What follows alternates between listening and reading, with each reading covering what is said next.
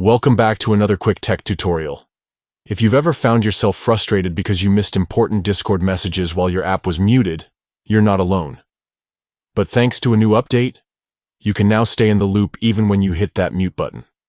Today, I'll walk you through exactly how to enable notification sounds for mute on the Discord app for PC, so you never miss a beat. First things first, make sure you've got the Discord app open on your computer.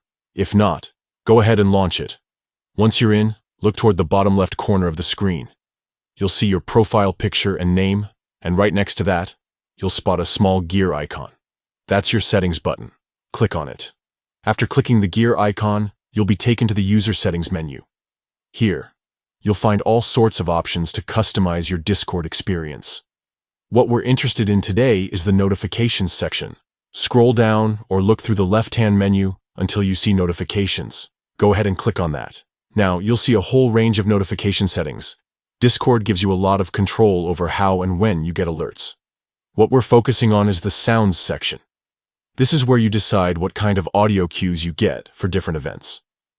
In the past, if you muted the app, you wouldn't hear a thing. But with this new update, Discord lets you keep notification sounds on, even when you're muted. Look for the option labeled Mute under the Sounds section. You'll notice there's a toggle next to it. By default, this might be turned off. All you have to do is click the toggle to enable it. Once it's enabled, you'll start hearing notification sounds again, even if you've muted the rest of the app. This is perfect for those times when you want to focus but still need to know when something important comes through. And that's it. With just a few clicks, you've unlocked a whole new way to stay connected on Discord. No more missing messages or feeling out of the loop.